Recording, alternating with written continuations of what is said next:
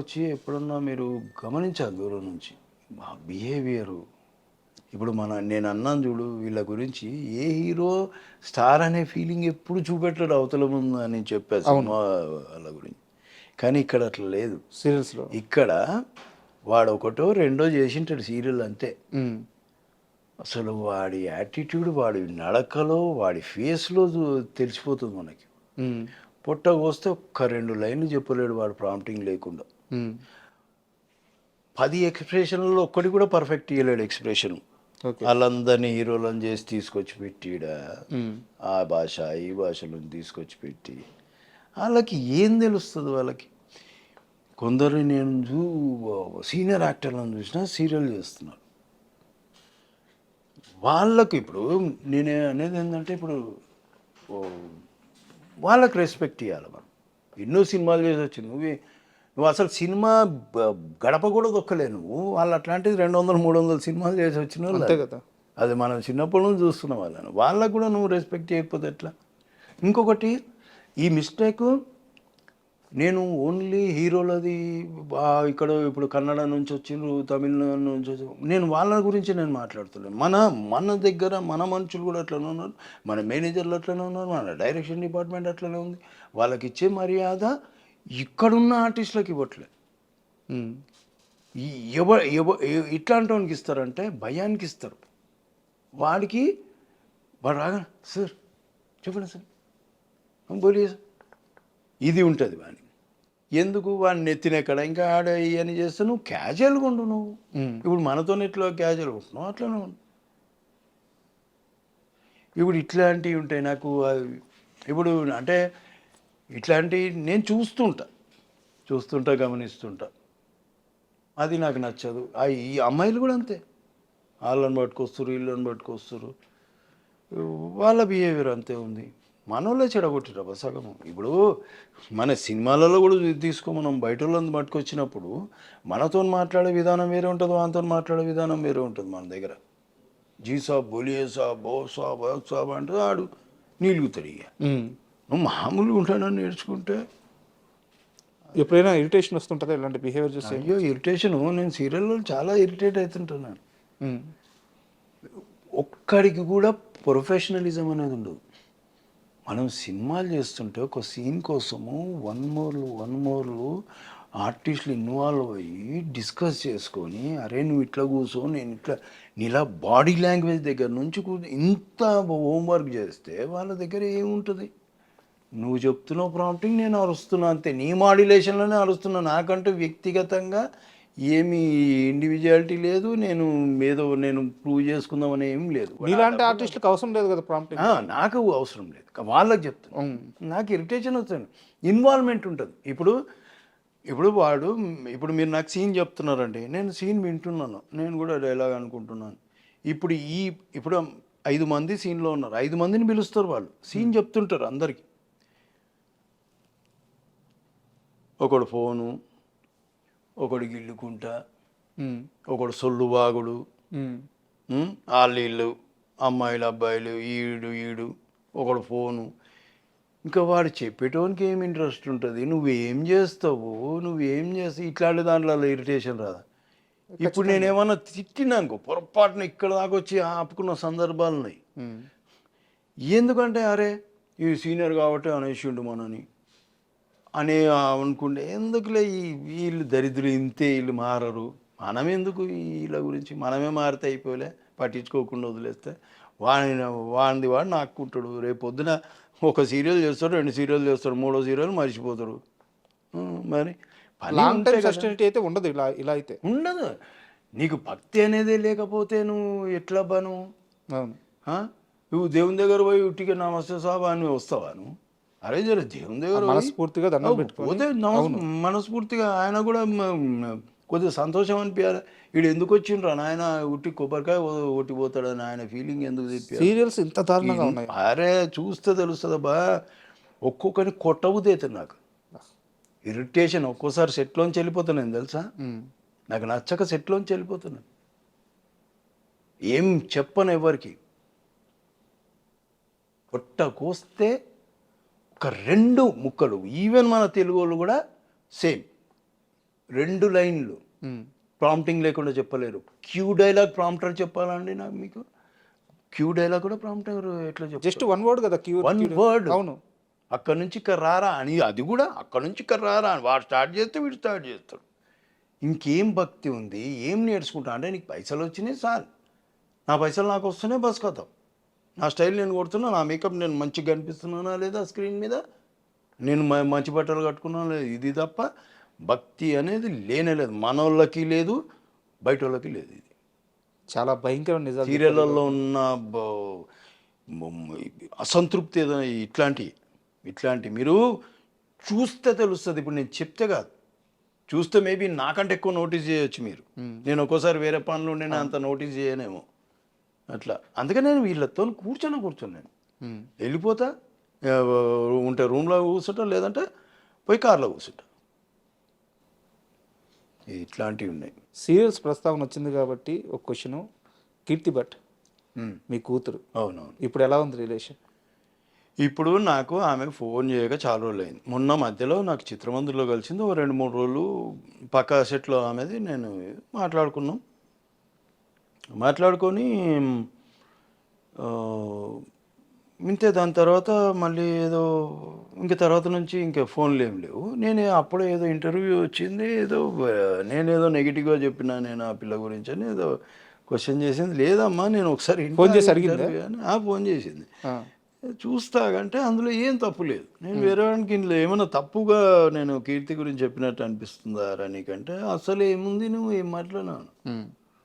దానివల్ల ఏదో మరి ఆ పిల్ల తనకు మరి ఎందుకంటేందో తెలియదు, కొద్దిగా బాధపడ్డట. సరే ఒకసారి మాట్లాడినాం, 2 సార్లు మాట్లాడినాం, తర్వాత నేను మాట్లాడలేదు. ఆ పిల్ల యాక్చువల్గా ముందే అలిగింది, వాళ్ళ ఎంగేజ్మెంట్ జరిగేటప్పుడు నేను వెళ్ళలేకపోయినా, పోలేదని అలిగింది. తర్వాత మొన్న మాటలు వచ్చి మళ్ళీ ఈ మధ్యలో నాకు ఫోన్ ఏం లేదు. మరి ఇంకా నేను కూడా ఏమి ఫోన్ చేయట్లేదు. వాళ్ళు రావాల్సిన డబ్బులు వెనక్కి వచ్చినాయి? నేను అడగలను, నేను అడగలేదు.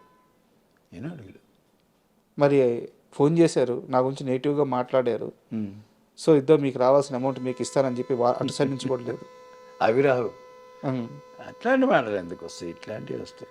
అంటే ఇక్కడ నా డౌట్ ఏంటంటే, మీరు చాలా బలంగా నమ్మారు, సొంత కూతురులాగా చూసుకున్నారు. నేను నిజంగా మా పిల్లనే కాదు, నేను రెండో కూతురు త్రిషని అందరూ పిల్లలే అనుకున్నాను. అందులో చేసిన వాళ్ళని పిల్లలే అనుకున్నాను. భార్య అనుకోలేదు, కానీ పిల్లలు మాత్రం అదే నేను వాళ్ళకేదో చిన్న ప్రాబ్లం వచ్చిందంటే నేను నమ్ముతాను కదా, పాపం దానికి ఎవరు లేరు ఆ పిల్లకి. సో అది ఒకటి మైండ్లో ఉంది నాకు. కానీ రాను నేను అనుకున్నారే, మనసు ఇచ్చి చూడనే సీరియల్ చేసిన మనసు నేనే ఇచ్చినా కానీ ఎవరు ఇవ్వలేరా మనసు అనుకున్నాను. అండ్ ఇంకోటి, ఆ సీరియల్లో మీరు సంపాదించిన దానికంటే కూడా బయట పోగొట్టింది ఎక్కువ అంటగా. 3-4 బొక్క అందరికి ఇలాగ అప్పులు ఇచ్చి. అప్పులు కాదు, అదే తిరిగి అడగరుగా, ప్రింటింగ్ మీడియం ఉన్నట్టు. నేను వెనక ముందు అందుకే అది ఇంతకుముందు కూడా మనది ఆఫ్లో ఉండిపోయింది. పైసల గురించి అస్సలు ఆలోచించా, అదొంది బాధ, అదొకటి ప్రాబ్లం. మనం ముందు నుంచి పైసలు చూసింది లేదు, పాడు చూసింది లేదు. ఇప్పుడు ఉంటేనేమో ఏదో కొనుక్కుందాము, ఏదో ఉంటే వాడు అడిగింది కదా అని చేసినాం తప్ప మనకు తెలియదు ఆ తర్వాత ఇవి నిజాలా అబద్ధాలా అనేది. ఇప్పుడు తన పట్ల మీ అభిప్రాయం ఎలా? ఇప్పుడు ఇది విన్నా కూడా మళ్ళీ ఫోన్ వస్తుంది నాకు, హలో నాన్న నువ్వు నా గురించి తప్పుగా చెప్పు. నేను అసలు ఇలా ఫోన్ ఎత్తడం మానేసిన. కాదు, ఇప్పుడు మీ అభిప్రాయం ఎలా ఉంది? తను సరే తన పాత్రలో తను వెళ్ళిపోయింది, ఎక్కడున్నా హ్యాపీగా ఉంటే చాలు అనుకుంటున్నారా, లేకుంటే అసలు మనకు సంబంధమే లేదు, మనకు అవసరం లేదు అనే ఒక అభిప్రాయానికి? అట్లా అనుకోలేమబ్బా, అట్లా అనుకునే మనస్తత్వం ఉంటే బాగుపడేటో అట్లా ఏమో అనుకోలేను. కానీ ఫోన్లే అది మంచిగుండని ఏదో ఒకటి, కానీ తిక్క పనులు చేయకుండా పని ఏదో సిన్సియర్గా చేసుకుంటా 2 సీరియళ్ళు చేసుకుంటా బతుకుతే మంచిది, ఒకరి మీద డిపెండ్ కాకుండా. బస్ అంతే, అదే అనుకుంటా. ఇంక ఇప్పుడు దాకా కాస్త సీరియస్ టాపిక్స్ అని సరదాగా ఒక 2 సరదా క్వశ్చన్స్ అడుగుతాం. బిగ్ బాస్ చూస్తారా? చూడండి, ఛాన్స్ వస్తే చూస్తోని తెలుగు చూడు. ఛాన్స్ వస్తే వెళ్తారా? నేను అస్సలు అమ్మో దండం. బిగ్ బాస్ అనే దానికి అసలు దరిదాపులో కూడా ఏమి అంటే ప్రాబ్లం ఏంటి? అన్న నేను పోతే 1-2 రోజులలో బయటకు వచ్చేస్తా. పోయినా. ఎందుకంటే ఆడ ఊకే అట్లా ఇంత బుర్ర పెట్టలేను నేను, తెలివితేటలు అంతా ఉపయోగించలేను. ఇట్లా ఉండాలి, అట్లా ఉండాలి, అట్లా ఉండాలి, నాకు ఎట్లుంటే అట్లా ఉంటా, ఎట్లా మాట్లాడాలనిపిస్తే అట్లా మాట్లాడతా. ఏదో ఇప్పుడు మీతోనే ఏదో అప్పుడప్పుడు మంచిగా మాట్లాడుతున్నా కానీ నాకు వచ్చేది నా భాష అలాగూ, నేను మాట్లాడేది తెలంగాణ. ఇట్లా నేను వాళ్ళతో ఇమ్మడలేనబ్బా. వాళ్ళు అంటే నాకు వాళ్ళు ఎట్లా కనిపిస్తారు అంటే అక్కడ కనిపిస్తుంటారు, దేవతలు దేవుళ్ళ లెక్క కనిపిస్తుంటారు నాకు వాళ్ళు. అంటే అంత పాషు మనం ఇక్కడ మనం అనుకుంటా కానీ వాళ్ళని చూసినాక మనం చాలా పాష్ అనిపిస్తుంది. వాళ్ళ లోపల చూసినాక, కొందరిని చూసినాక మనం చాలా పాష్రా అనిపిస్తుంది.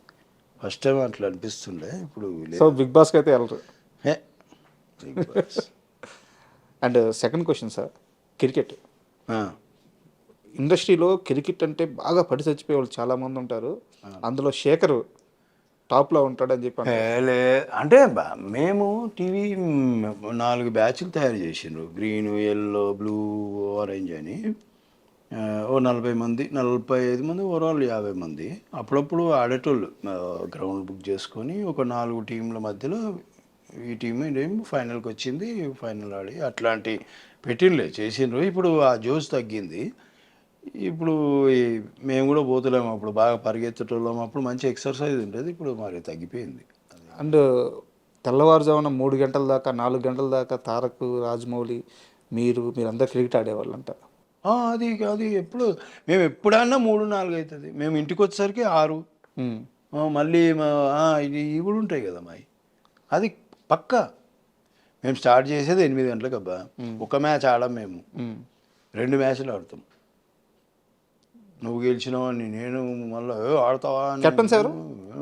కెప్టెన్స్ ఎవరు? తారక్ ఇటు మా సైడు, అటు సారు రాజమౌళి గారు. ఇద్దరి మధ్య ఎప్పుడన్నా వాదులు ఆడుకోవడం సరదాగా అయినా సరే?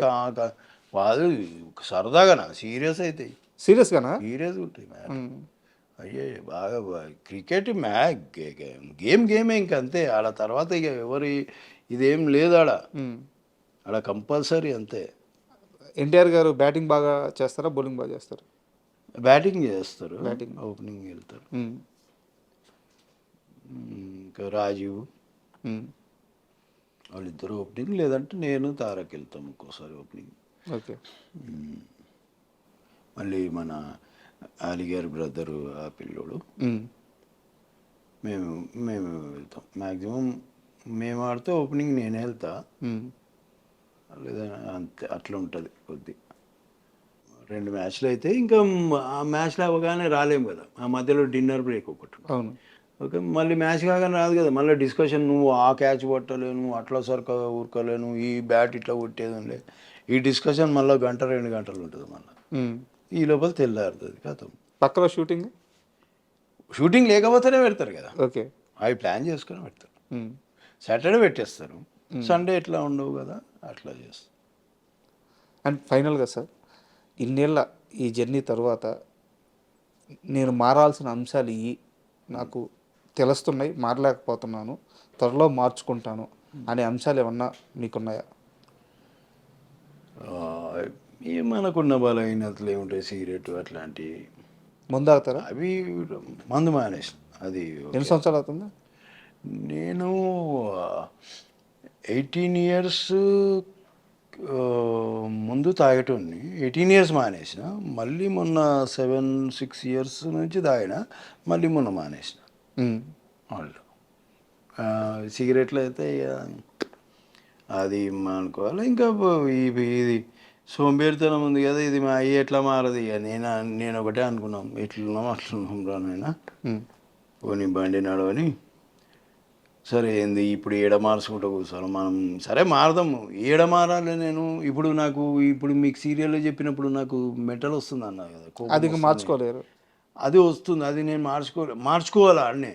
ఇప్పుడు నా కోపం ఎందుకు వస్తుంది, ఈ కొడుకులనే అబ్జర్వ్ చేయకపోతే అయిపోయింది కదా. అవును. నేనే వీళ్ళు ఇంతే మారనని నేను ఫిక్స్ అయిపోయాను అనుకో, నేను మారినట్టే కదా. నేను మారితే నాకు కొద్దిగా ప్రశాంతత ఉంటుంది, ఆ కొడుకులు బాగానే ఉంటారు, నాకు ఇక్కడ మెంటల్ వస్తుంది కదా. అట్లా అదొకటి మార్చుకోవాలని చూస్తా, అవతలను మారేదానికంటే మనం మారితే బెటర్. సార్ ఇంతసేపు ఇంటర్వ్యూ చేశాను అంటే మీ వెల్ విషర్గా అడుగుతున్నాను, అండ్ మీ అభిమాని కూడా నేను, మీ యాక్టింగ్ అంటే చాలా ఇష్టం. ఈ ఇంటర్వ్యూ కూడా ఏరి కోరి శేఖర్ గారిని నేను ఇంటర్వ్యూ చేయాలి అని చెప్పి ఇంటర్వ్యూ కూడా నేను పెట్టించుకున్నాను. ఉమ్, సో నేను కాస్త చనువు తీసుకొని మిమ్మల్ని ఒక మాట అడుగుతున్నాను. ఉమ్. ఇకపై ఇలా కాకుండా ఇండస్ట్రీలో మీకు పరిచయం ఉన్న వాళ్ళ దగ్గరికి వెళ్ళి కొన్ని మంచి అవకాశాలు సంపాదించుకొని అవసరమైతే వాళ్ళని అడిగి మళ్ళీ శేఖర్ యాక్టివ్ అవుతాడు, అద్భుతమైన పాత్రలు మళ్ళీ చేస్తాడు, నేను ట్రై చేస్తాను, ఎందుకంటే మీ యాక్టింగ్ మిస్ అవుతున్నాం మేము. సో ఒక్క మాట ఏమైనా ఇవ్వగలరా? నేనే లేను బా. ఉమ్. సరే నేను ఇట్లా అట్లా ఉంది, అట్లనే ఉంటా అనేది ఫిక్స్ అయిపోయాను నేను. ఇప్పుడు నాకు సీరియల్ వచ్చినా చేసుకుంటా, మేబీ డబ్బులు తక్కువ వస్తాయి. ఇక్కడ 6 గంటల దాకా పని చేస్తే ఆడ 9 గంటల దాకా పని చేస్తే. ఇక్కడ సినిమాలలో ఏంటంటే మన పని మనం చేసుకుంటాం, వెళ్ళిపోతాం ఇదని. కానీ ఇక్కడ అట్లా లేదు. కొద్దిగా ఎక్కడో నాకు పొల్యూషన్ కనిపిస్తుంది ఇప్పుడు కొన్ని చోట్ల. ఉమ్. ఆమ్, సినిమాలలో అస్సలు అట్లాంటిది ఏం నాకు కనిపించదు. అందుకే అసలు మళ్ళీ కొన్ని దగ్గర కనిపించవచ్చు, కానీ నేను అయినా సరే నేను వెళ్ళి వచ్చిన చిన్న వేషమైనా మేబీ ఇప్పుడు ఛత్రపతి లాంటి క్యారెక్టర్ మళ్ళీ పడాలంటే అట్లాంటి ఫ్రెండ్ వేషం చేసే ఏజ్ నాది దాటేసిన. సో అట్లాంటి అలా ఏం ఇంపార్టెంట్ సార్, రీసెంట్ గా త్రిబుల్ ఆర్ లో కూడా మీది చాలా మంచి క్యారెక్టర్, అట్లాంటి హీరో ఇంపార్టెన్స్ పక్కనే ఉంటారు కదా. అట్లాంటిది ఏదైనా పడితే చేయాలి. సార్ నాకు ఒక కాల్ క్లియర్ చేయండి. శేఖర్ సినిమాలు చేయడానికి రెడీగానే ఉన్నాడు, సీరియల్స్ వల్ల ఏం బిజీ అయ్యి సినిమా అవకాశాలు వద్దు అనట్లేదు, మీరే నన్ను అప్రోచ్ అవ్వట్లేదు, ఇది కరెక్టా? నేను రెడీగానే ఉన్నా. నాకు నేనే చెప్పిన కదా, ఏ పని వచ్చినా చేయాలి, అది మన మన ధర్మం, అది మన ప్రొఫెషన్ కదా. నేను అది ఇదేనేమి ఇది లేదు. కాకపోతే సినిమాలలో ఏమైందంటే ఈ యాక్షన్ పరిగెత్తడాలు, ఈ రోప్ వర్క్లు ఇవి ఉంటాయి ఫైట్. సో అవి నేను ఫస్ట్ ఇవే అడుగుతున్నా, ఇవి ఉంటాయా, ఇవి ఉంటే కొద్దిగా ప్రాబ్లం. ఎందుకంటే నేను కొద్దిగా నేను ఒకసారి పడి ఫిల్మ్ సిటీలో కొద్దిగా ప్రాబ్లం వచ్చేసింది.